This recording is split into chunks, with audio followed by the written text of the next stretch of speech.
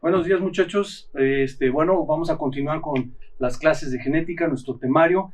El día de hoy vamos a hablar un poquito sobre mutación y variación genómica o variación genética del genoma humano. Como ustedes recordarán, en sus clases pasadas estuvimos hablando acerca del genoma y conviene recordar algunos conceptos. Cuando nosotros hablamos de genoma de un organismo, estamos hablando de la totalidad del material genético de ese individuo. Cuando yo les diga genoma del ser humano, pensamos en todo el material genético de un humano. Cuando hablamos del genoma del virus del VIH o del COVID-19, pues hablamos de todo el material genético de ese organismo. Puede ser E. coli, puede ser algún vegetal, algún animal. Recordar que el DNA no es exclusivo de humanos. Entonces, cuando hablemos de genoma, hablamos de todo el material genético de ese individuo. En este caso, como estamos hablando de personas, seres humanos, cuando yo hablo de genoma, pues me refiero a toda la cadena de DNA que tiene un individuo. Si ustedes recuerdan en nuestras clases, el cromosoma es el DNA empaquetado en proteínas, pero finalmente ese cromosoma es un hilo. Entonces, a ese hilo yo le llamo DNA y al DNA empaquetado le llamo cromosoma. El cromosoma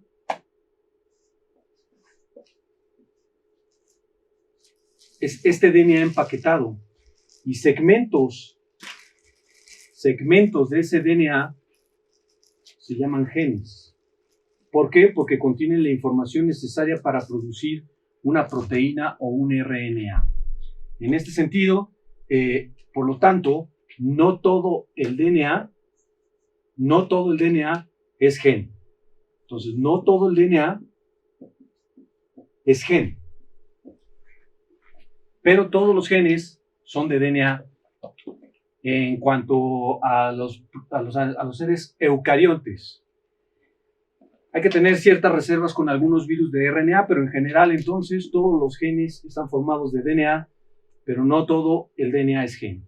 Entonces, por lo tanto, la pregunta aquí es ¿cuánto de nuestro material genético, de nuestro genoma, representa gen?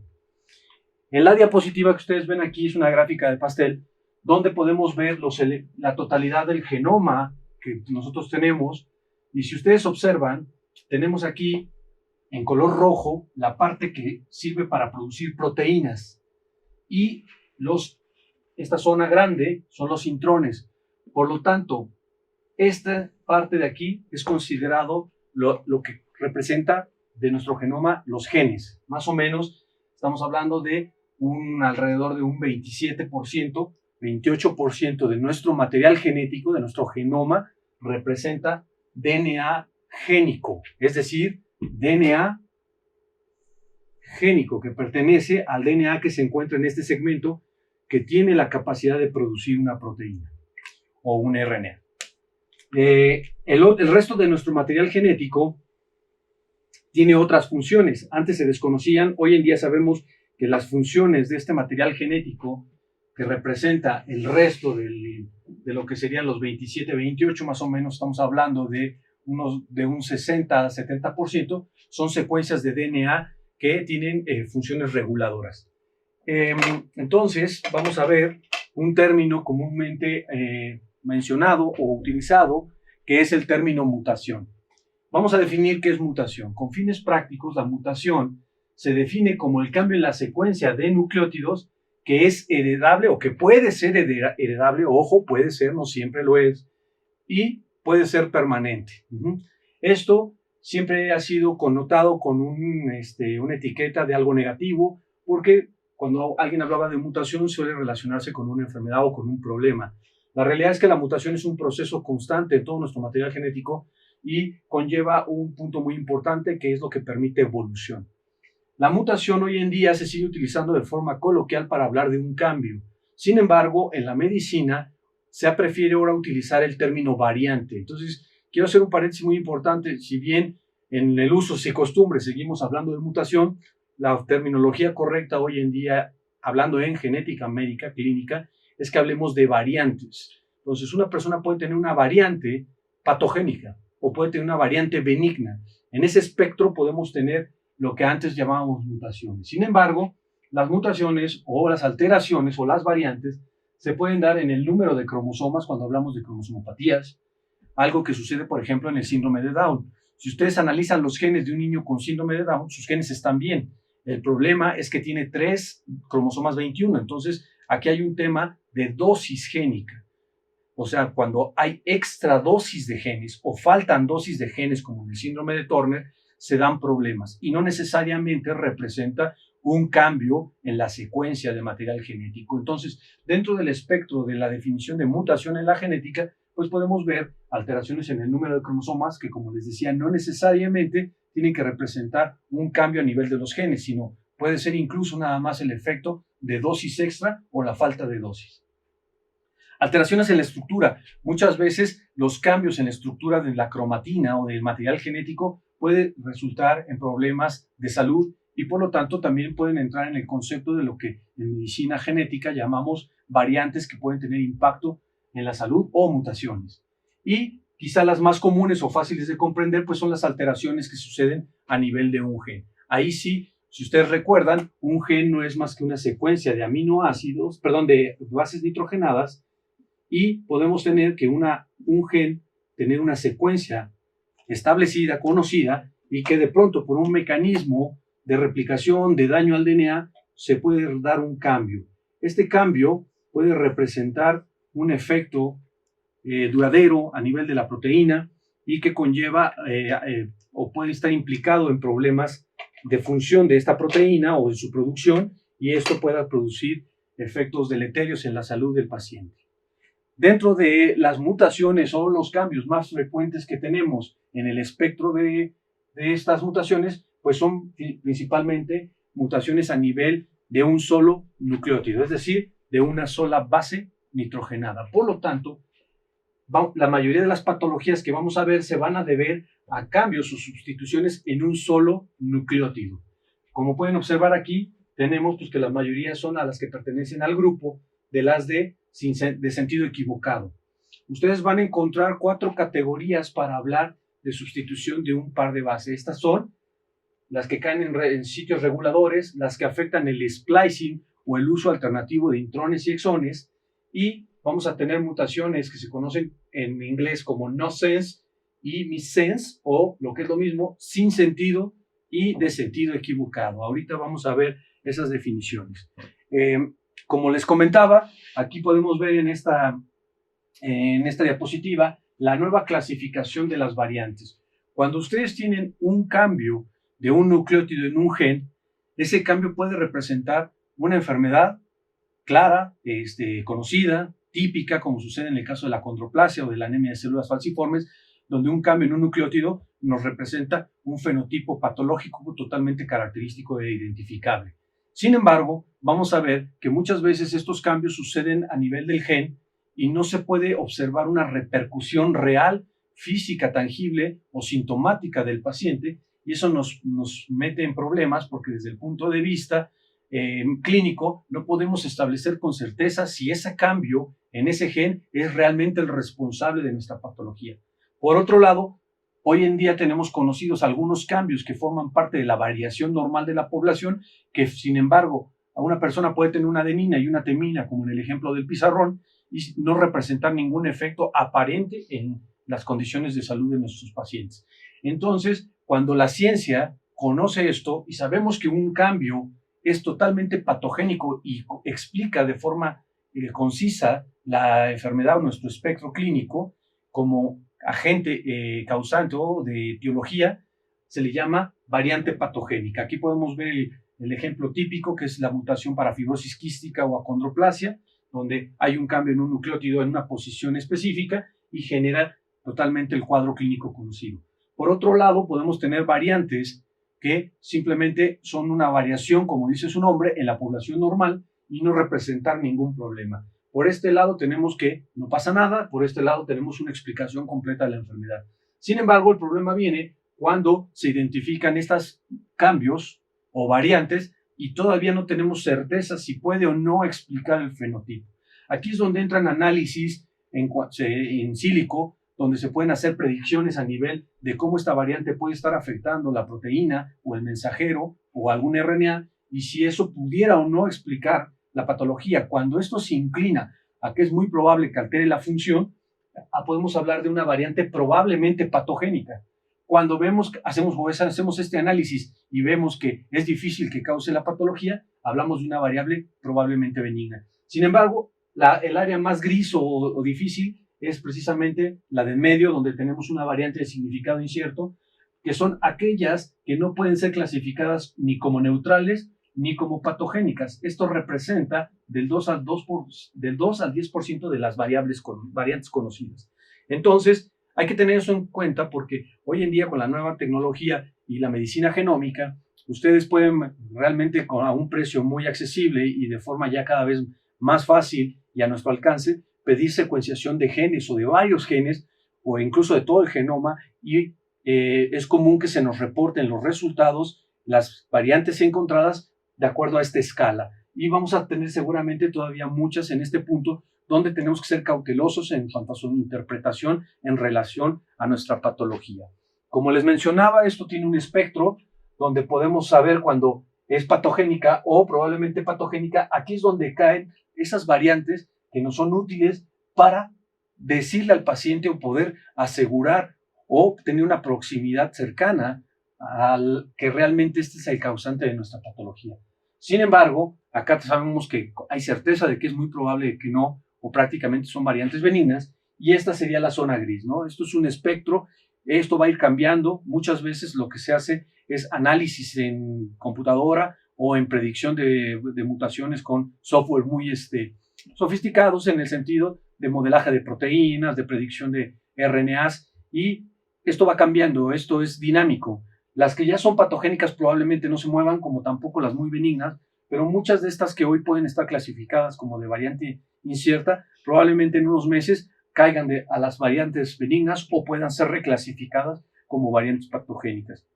Esto lo menciono porque hay que tenerlo en cuenta cuando se diagnostica un paciente. En un estudio que un paciente nos entregue o que se le lleve a cabo, puede tener él una variante de significado incierto y conviene dar seguimiento y hablar con él porque quizá en un futuro esa variante que no sabemos hoy el significado en cuanto a su agente patogénico pueda ser reclasificada y reanalizada o haya evidencia a favor de que sea la causa o de que no la sea. Entonces, regresando un poquito a nuestros conceptos, recordar que en nuestro genoma, recuerden la gráfica de pastel, gran parte de nuestro genoma es no génico, es decir, no son las secuencias que permiten producir un producto funcional, que en la mayoría de los casos se trata de una proteína. Y recordar que dentro del DNA génico tenemos intrones y exones. Los exones son los que terminan en la parte traducida. Por lo tanto, cuando nosotros hablamos de un estudio llamado exoma, lo que se analiza son precisamente las partes exónicas de los genes. Los exones representan la menor parte de toda la totalidad del gen. Y esto más o menos, hablando de porcentajes, solo representa del 1 al 1.5% de nuestro genoma.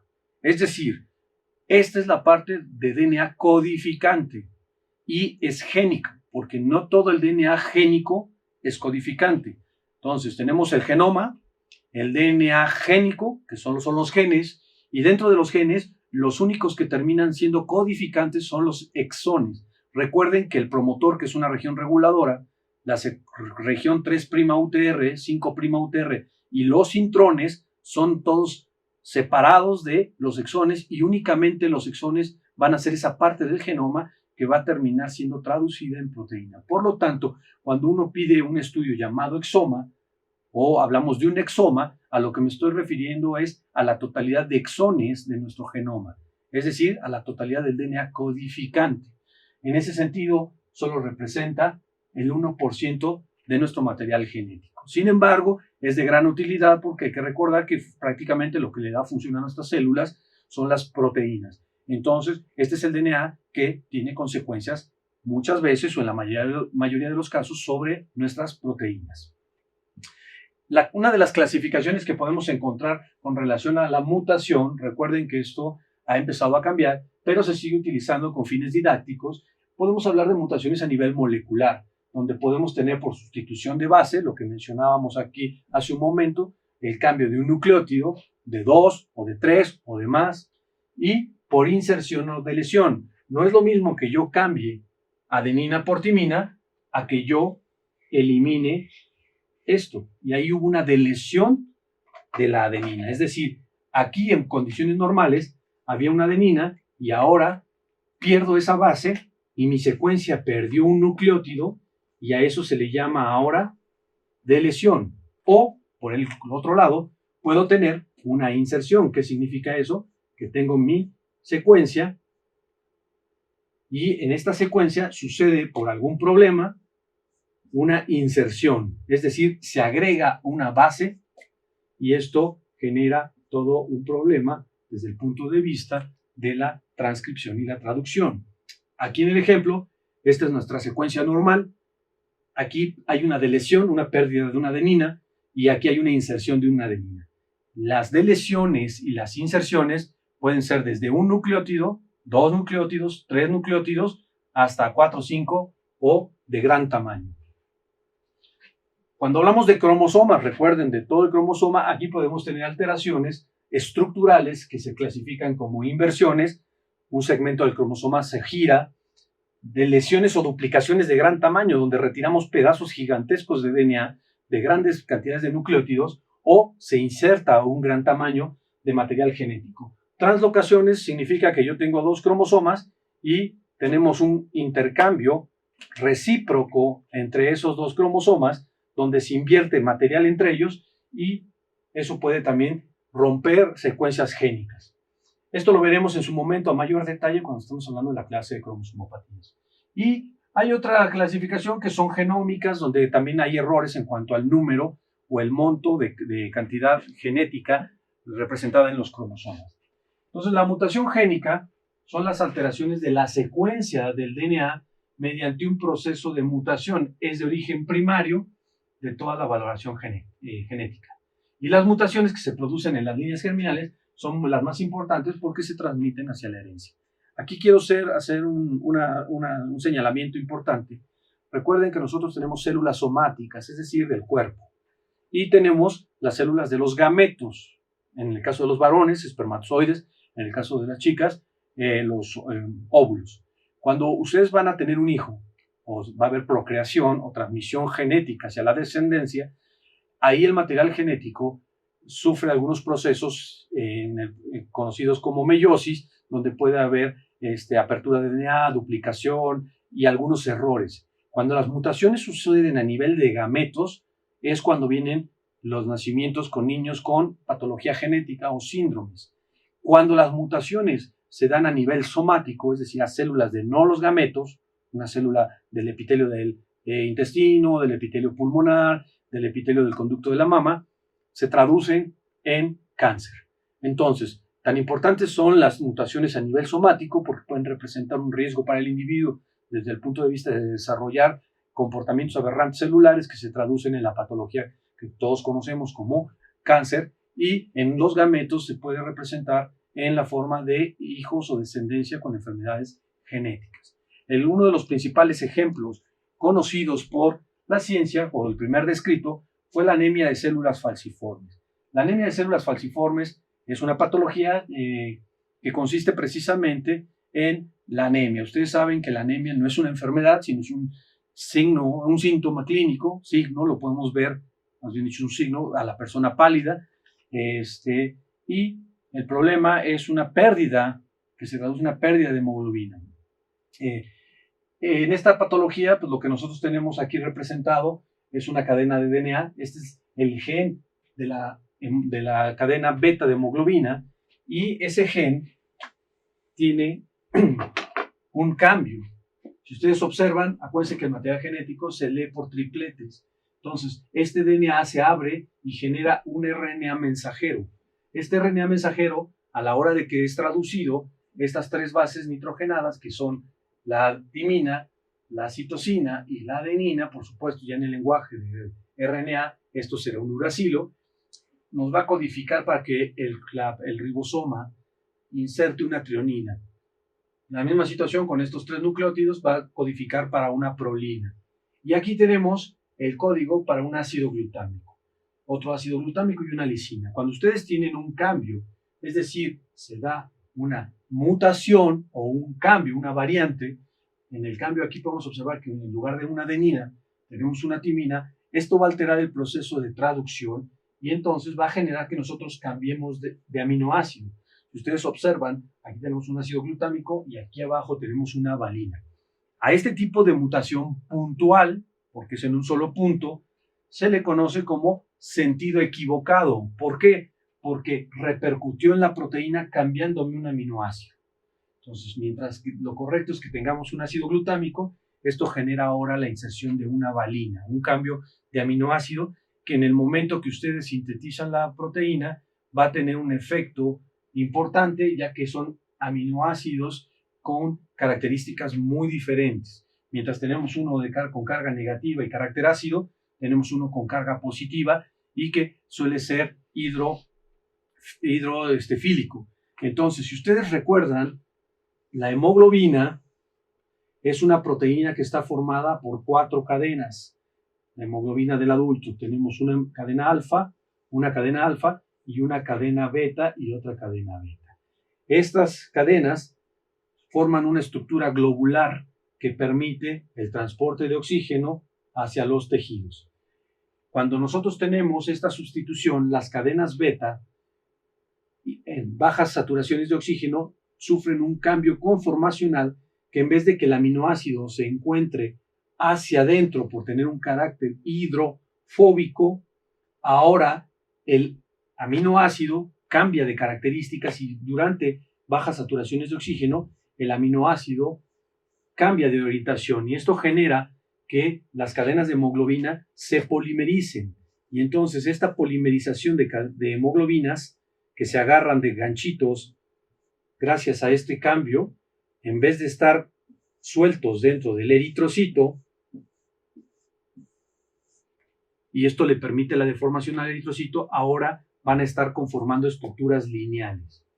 El ejemplo que siempre les pongo, un poquito de analogía, es que piensen ustedes en un globo y rellénenlo de las lunetas de M&M, lo cierran y ustedes pueden jugar con el globito. Si ahora ustedes esas lunetas se pegan una tras otra de forma lineal y quedan sólidas o unidas con resistencia, va a aparecer un paquete de espagueti. O sea, se va a alargar el globito porque va a ser como si hubiéramos metido lápices dentro de ese globo y entonces, ¿qué sucede? El eritrocito, cuando llega a una zona de un vaso capilar pequeño, no tiene esa flexibilidad como sería el caso de la hemoglobina libre y no puede sortear, atravesar ese capilar pequeño. Entonces, el eritrocito alargado se va a atorar. Por eso se le llamaba células falciformes, porque cuando pudimos verlas al microscopio, lo que estábamos viendo era esta estructura como de semiluna, porque la hemoglobina se había alargado formando estas estructuras lineales conocidas con el nombre de tautómeros. Esto impide que el eritrocito tenga la flexibilidad característica y tapona vasos de pequeño calibre y como consecuencia de ello interrumpe el flujo sanguíneo y produce un compromiso a nivel tisular, dependiendo de dónde nos encontremos, por la falta de aporte de oxígeno, con la consecuencia de muerte del tejido que se encuentra río abajo del flujo sanguíneo por hipoxia. Esto pues, es terriblemente grave a nivel cerebral y es común que los pacientes que presentan estas crisis son pacientes que normalmente son portadores de esto, los llevamos a una situación de baja saturación de oxígeno, como puede ser subir a altas montañas, y entonces se da esta situación y el paciente puede empezar con dolor abdominal, dolor en las extremidades e incluso problemas vasculares cerebrales, consecuencia de ese compromiso. Ok, entonces, como les decía, un cambio de un solo nucleótido puede alterar el efecto en la proteína. Aquí tenemos otro ejemplo donde vemos la estructura de un gen. Recordar que el gen tiene un promotor donde llega la polimerasa y produce el mensajero. Recordar que los promotores son la región reguladora del gen. Y aquí ustedes pueden observar los exones. Tenemos exón 1, exón 2, exón 3 y los intrones. Recuerden que, como les decía, los intrones son removidos, como se puede ver aquí. Cuando se traduce el mensajero, vemos aquí la secuencia y podemos ver, esto es un ejemplo, cómo está insertada la parte que va a ser traducida. Entonces, tenemos gracias por atender. Y vemos que hay letras que no tienen sentido en medio. Esto es lo que representaría el intrón. Hay que retirar estos intrones para que el mensaje a la hora final tenga sentido. Entonces, si yo tengo una mutación a nivel del intrón, probablemente me cambie esta G. Algunas veces no pasa nada, en otras ocasiones puede tener algún tipo de interferencia, pero sería poco probable que lo hiciera, porque no va a repercutir sobre mi proteína. Sin embargo, si yo tengo una mutación o un cambio puntual dentro del exón y me cambia, por ejemplo, la letra G por una P, ya sería prasias, no gracias, y entonces tendríamos un efecto directo sobre la proteína. Esto es cuando nosotros tenemos que alguien tiene una variante por ejemplo, de significado incierto. Hay que hacer análisis y ver si esa variante cae aquí en el intrón, pues es poco probable o disminuye las posibilidades de que cause enfermedad. No que no lo suceda, porque hay casos que sí, pero es poco probable. Sin embargo, si mi variante cae dentro del exón y eso repercute en el cambio de un aminoácido, es más probable que esa sea la explicación de la patología. Sin embargo, esto lleva a un análisis mucho más complejo. Esto es meramente gráfico para que ustedes observen cómo un cambio en la secuencia del DNA repercute directamente en el cambio de secuencia de una proteína. Estos cambios se pueden clasificar de acuerdo al tipo de alteración según la letra que nosotros tengamos o el nucleótido y por cuál es sustituido. En este cuadro, me parece muy didáctico, ustedes pueden aprender dos términos, que son el término de la transición y el término de la transversión. Si ustedes recuerdan, tenemos bases púricas y bases pirimídicas. Las bases púricas, recuerden mi mnemotecnia, el agua es pura, y las pirimidas, que son la timina y la citosina. Cuando ustedes cambian una purina, o sea, una adenina o una guanina, por una pirimídica, a ese proceso se le llama transversión. Observen aquí las flechas como si tú tienes una G y la cambiaste por C o por T, se llama transversión. Si tú tienes una adenina, que es lo correcto, y hay un cambio que te hace un pase por una T o por una C, se llama transversión. ¿Por qué? Porque estoy cambiando una purina por alguna pirimida. Por lo tanto, siempre vamos a tener para un nucleótido dos posibles transversiones. Por el contrario, si lo correcto es una T y lo cambias por una adenina o por una guanina, vamos a ver que esto es una transversión. Sin embargo, cuando cambio purina por purina, esto se llama transición. Si ustedes cambian una pirimida por otra pirimida, se llama transición. Entonces, para una base nitrogenada siempre hay dos posibilidades de transversión y solo una posibilidad de transición. Una sola posibilidad de transición y dos posibilidades de transversión. Entonces, cuando hablamos de sustitución de bases nitrogenadas, recordar las transiciones y las transversiones. Las transiciones cambian por lo mismo, purina por purina o pirimidina por pirimidina. La transversión, cambiamos purinas por pirimidas. Pero también podemos tener, como les había mencionado, inserciones, es decir, se agrega una letra o eliminación de una letra. Entonces podemos tener inserción y deleción. Aquí tenemos una secuencia normal y pueden observar cómo venimos con una citosina, adenina, timina, citosina, y aquí tenemos un cambio. En vez de haber adenina, que era lo normal, ahora tenemos una citosina. Ese es un cambio puntual. Aquí tendríamos que clasificarlo como transición o transversión. Como quedamos que el agua es pura y había una adenina, si cambiaba por G era purina por purina, pero como cambió por una citosina y eso es una pirimidina, ahora esto se llama una transversión, ¿sí? Ahora, tenemos otra posibilidad, tener la secuencia correcta, aquí está la adenina, y aquí tenemos una inserción. Si ustedes observan, se insertaron dos guaninas, porque aquí continúa la timina, citosina, adenina, timina, citosina, adenina. Esto es una inserción de dos bases nitrogenadas. Puede suceder que inserten una, que inserten dos, que inserten tres, cuatro, etc. O podemos tener al contrario, una deleción o supresión, donde, si ustedes revisan aquí, la adenina, que tendría que estar aquí abajo, se perdió junto con la timina y nos quedarían juntas estas dos. Aquí tuvimos una deleción de estas dos bases nitrogenadas. La de lesión también puede ser de 1, de 2, de 3 y así sucesivamente. Los tamaños pueden variar. De acuerdo al tipo de mutación o cambio que suceda, desde el punto de vista del efecto en la proteína, ojo, que repito esto, el cambio de nucleótido, como habíamos visto, puede o no repercutir sobre la proteína. Cuando suceden los exones, que es la zona que se codifica, o sea, que termina siendo traducida, ese cambio puede tener un efecto en la proteína. Si el efecto en la proteína, según el código, no cambia el aminoácido, o sea, tú cambias la base, pero no cambia el aminoácido porque el código genético tiene a veces tripletes y que son diferentes, pero codifican para la misma proteína, para el mismo aminoácido, como es el caso de la glicina. Si ustedes tienen GGA, eso significa que hay que poner una glicina. Si ustedes tienen GGC, es para una glicina. Entonces, si esta es la secuencia normal y tú cambiaste esta citosina por una adenina, pero al momento de traducir no repercute sobre el aminoácido porque sigue colocando una glicina, a eso se le llama mutación o cambio sinónimo, que también se puede encontrar como silencioso, porque el efecto no lo vamos a ver, ya que cambió por el mismo aminoácido, o en realidad no hubo nunca un cambio de aminoácido. Por otro lado, aquí tenemos un ejemplo donde las 3 adeninas codifican para una lisina en el momento de traducir. Si ustedes observan, aquí sucede un cambio, mutación, una variante, donde ahora no es una adenina, es una timina, y esto sí repercute sobre el aminoácido. Hay un cambio.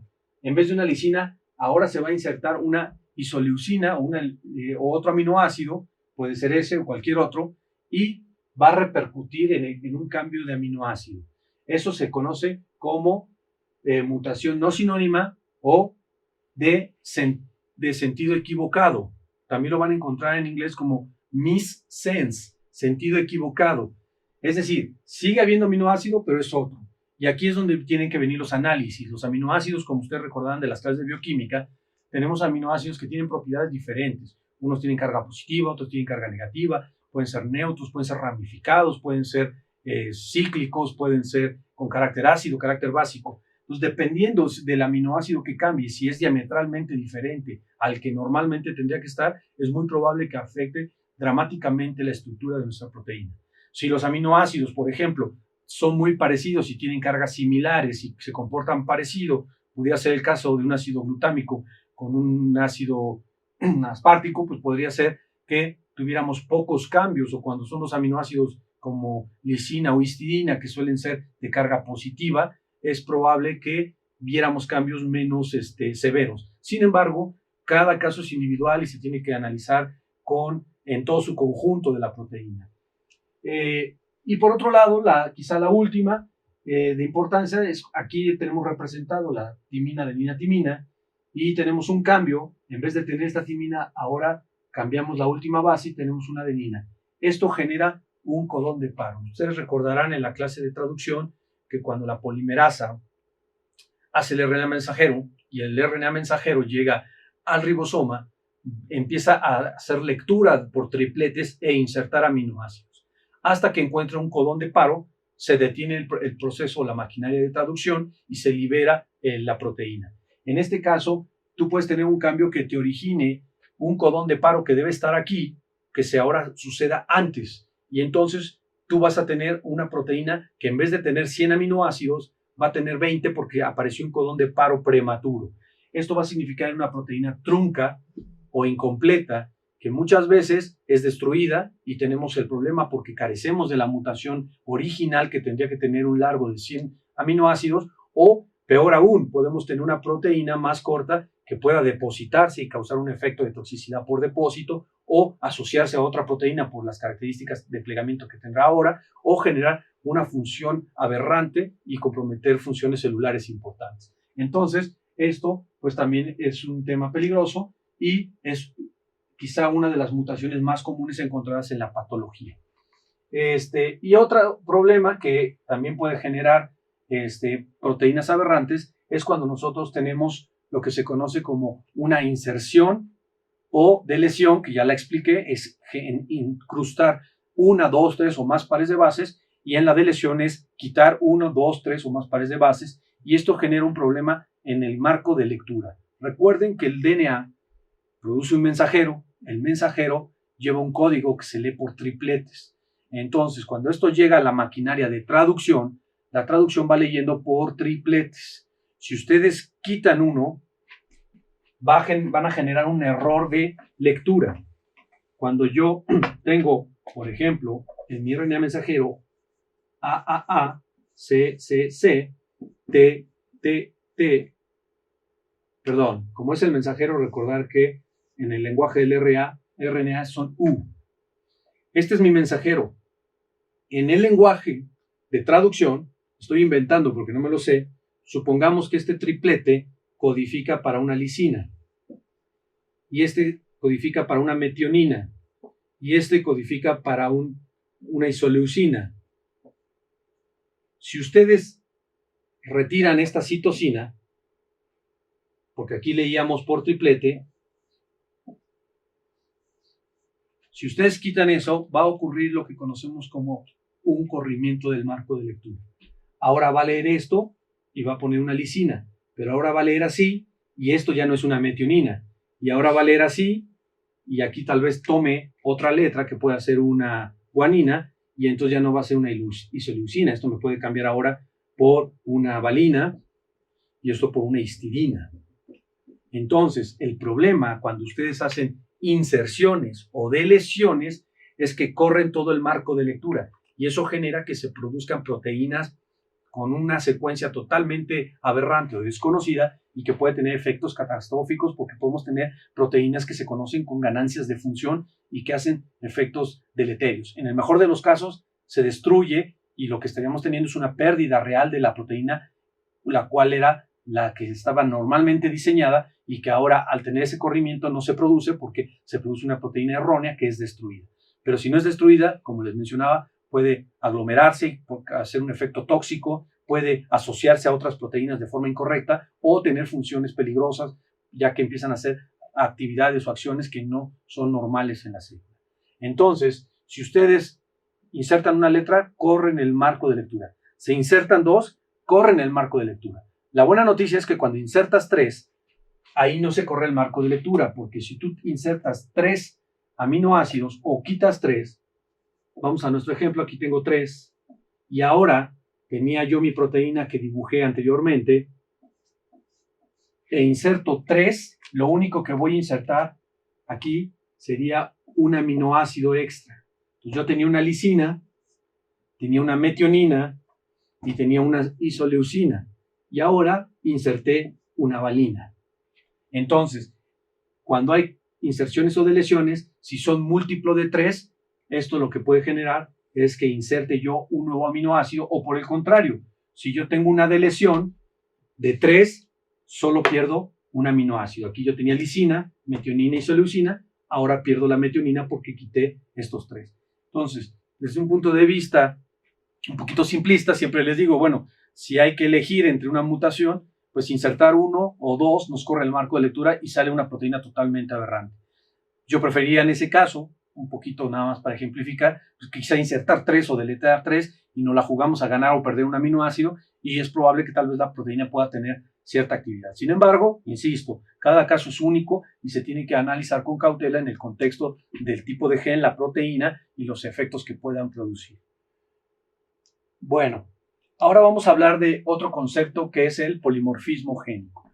El polimorfismo génico o genético son variantes, de ahí la palabra polimorfismo. ¿Qué significa esto? Que tenemos cambios en la secuencia de DNA, pero estos cambios no producen enfermedad. Es decir, nosotros tenemos una secuencia que se conoce por la secuencia del proyecto Genoma Humano, y nosotros sabemos que esta es la secuencia normal del cromosoma 1. Sin embargo, yo puedo analizar a una persona y encontrar en su secuencia que tiene aquí la misma secuencia que la que está reportada como de referencia, pero encontramos un cambio. Y la pregunta aquí es ese cambio que representa. Si este cambio no representa enfermedad y se encuentra por arriba del 1% de la población, se le suele llamar SNP. que esto viene del inglés de single nucleotide polimorfismo o polimorfismo de un solo nucleótido. ¿Qué significa eso? Que son variantes en el genoma entre nosotros, donde alguna persona puede tener un cambio ahí y no representar ni enfermedad y estar con cierta frecuencia en la población. Este puede ser una citosina o podría ser una timina o podría ser una adenina. Entonces, este tipo de variaciones, que es lo que nos da la principal diferencia entre nosotros, se conocen como polimorfismos. Y el polimorfismo más frecuente, porque hay varios polimorfismos, el polimorfismo más frecuente es el SNP.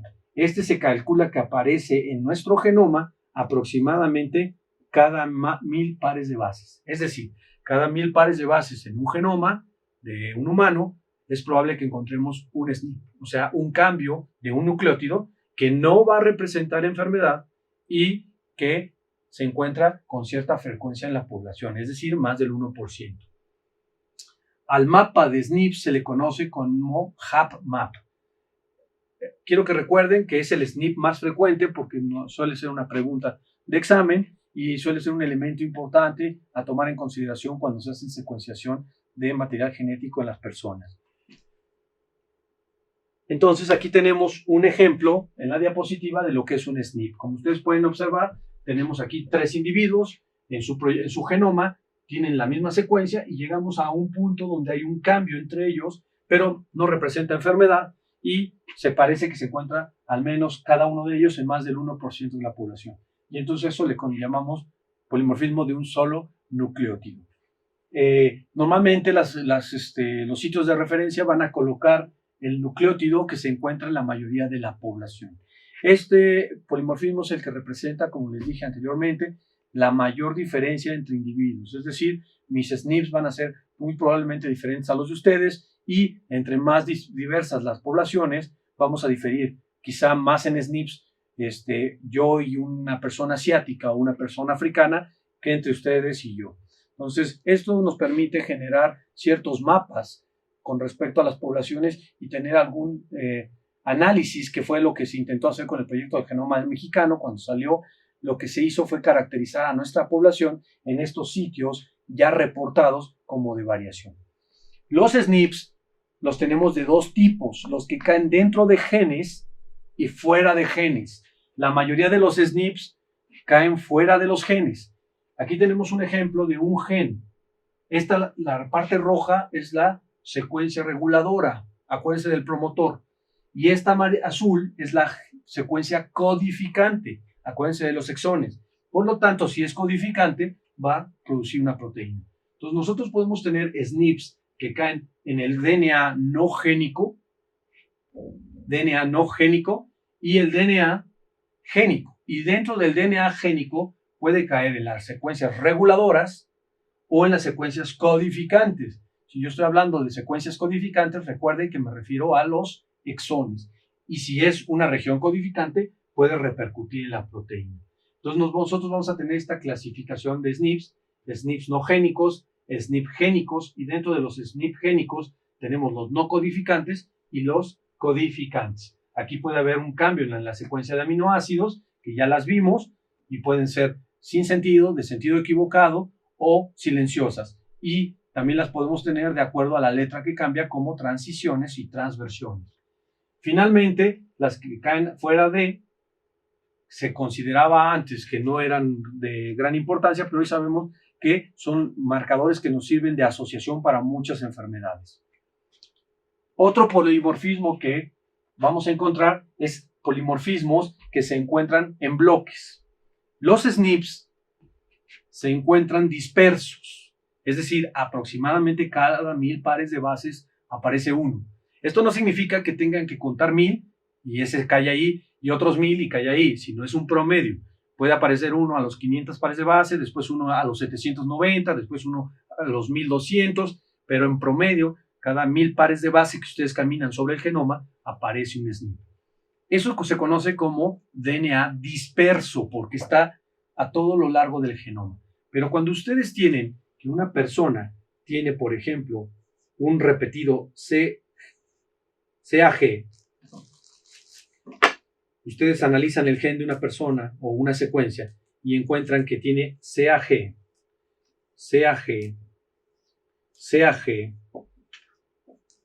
TA, aquí estamos observando un repetido. En esta secuencia ustedes tienen ahí una secuencia CAG, aquí tenemos otra secuencia CAG y aquí tenemos otra secuencia CAG. Es un repetido, esta persona tiene 1, 2, 3. Y ahora me traigo a otra persona y esa persona tiene CC, pero tiene CAG, CAG, CAG, CAG, CAG y TA. Si ustedes ahora observan, esta persona tiene un repetido, 2 repetidos, 3 repetidos, 4 repetidos, 5 repetidos. Entonces, entre mi persona 1, que tiene 3, y mi persona 2, tiene 5. Y puede haber alguien que tenga 7, y puede haber alguien que tenga 4. Esto se conoce como repetido en tándem, es decir, está en bloque. Esto es disperso, esto es en tándem.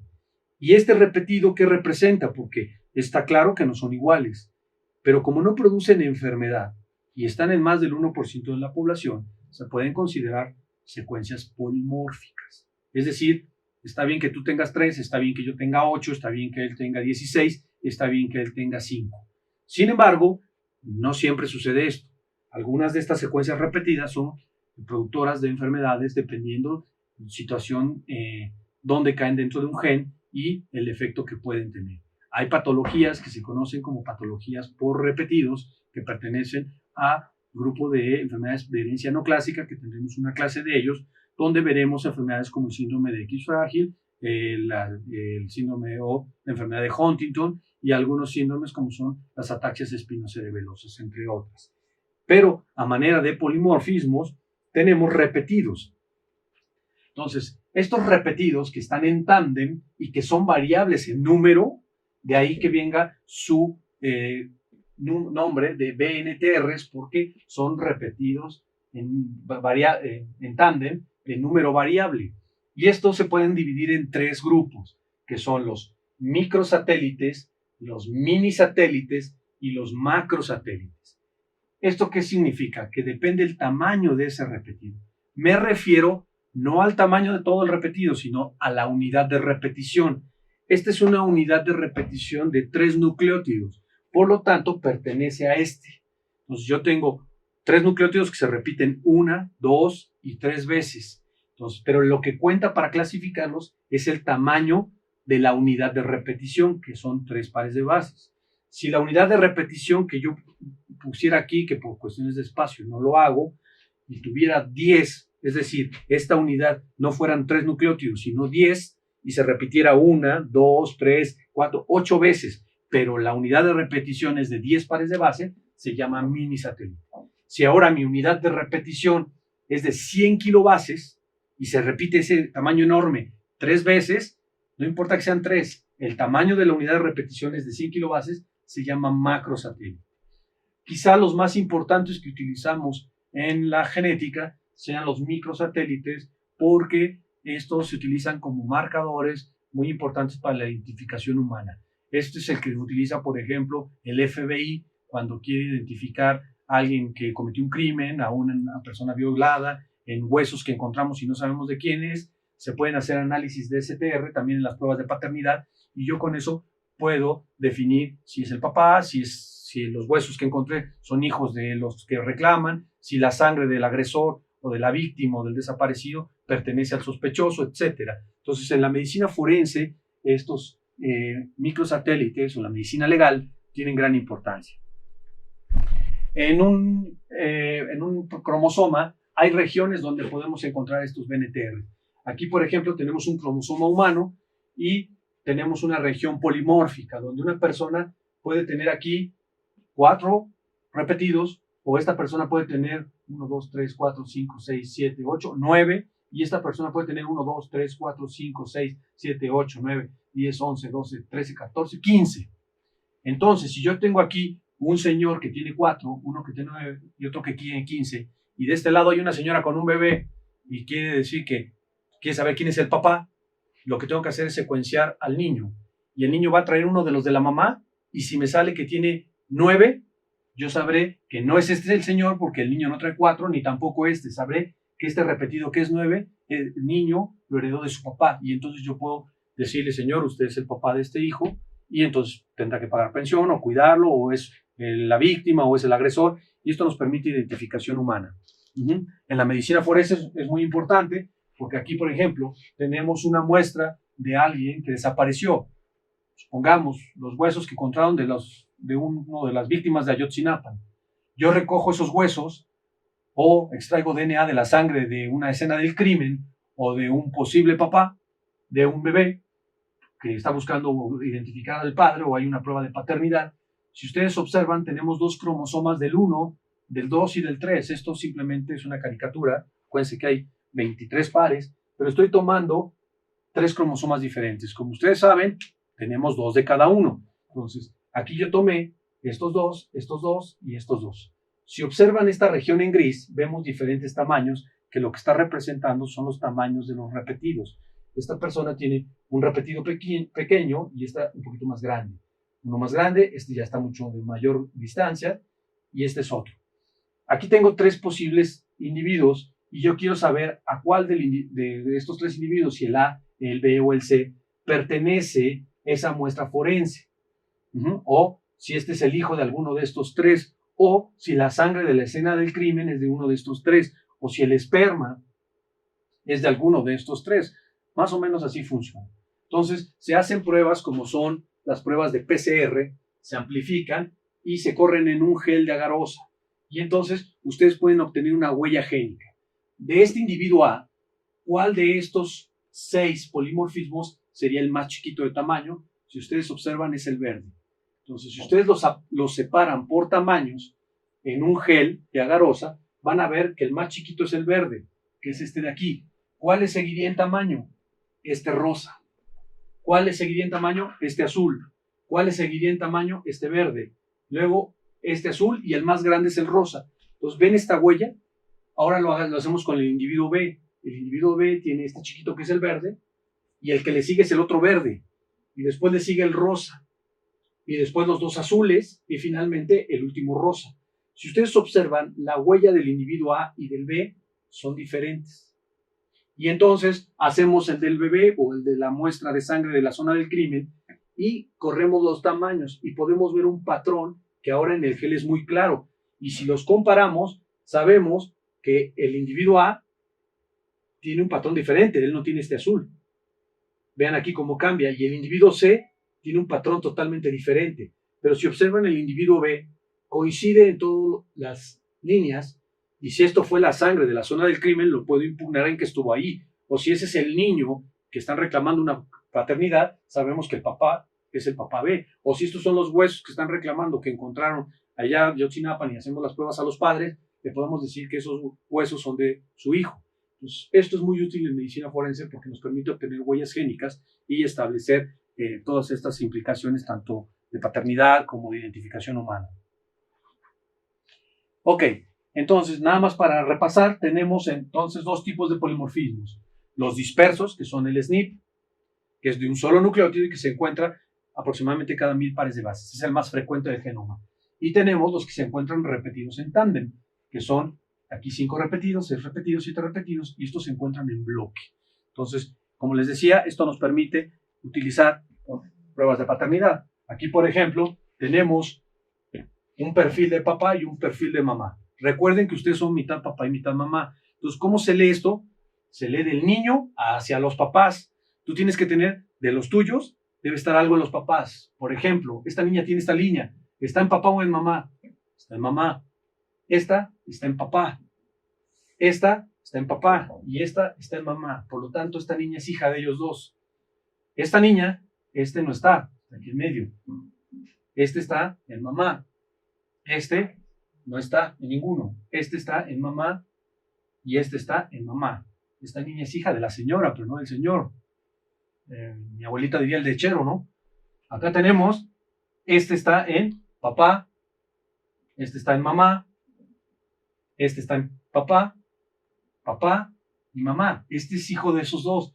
Y si se fijan, es diferente a su hermana porque son recombinaciones distintas. Y este no está en ninguno de los 2. Estos se los cambiaron en el hospital. Entonces, estas pruebas son las que se utiliza internacionalmente. Eso lo utiliza el FBI, utiliza 13 secuencias polimórficas que aquí están en todos los cromosomas, y se utilizan 13 porque hay más, pero 13, la probabilidad de que haya 2 individuos iguales en el planeta es mayor a la población mundial. Por lo tanto, ustedes con esto asegurarían de que no habría 2 individuos iguales que pudieran ser responsables de la situación que están buscando. Bueno, recordar que entonces una de las cosas que nos hace diferentes son precisamente esas zonas polimórficas, que son las que representan la mayor diferencia entre individuos. Aproximadamente esas diferencias no representan más del 0.01%. Espero que haya quedado claro, y si hay alguna duda con respecto a los polimorfismos, cuando nos veamos en clase por Zoom, pueden hacer alguna aclaración o hacer algún comentario. Gracias.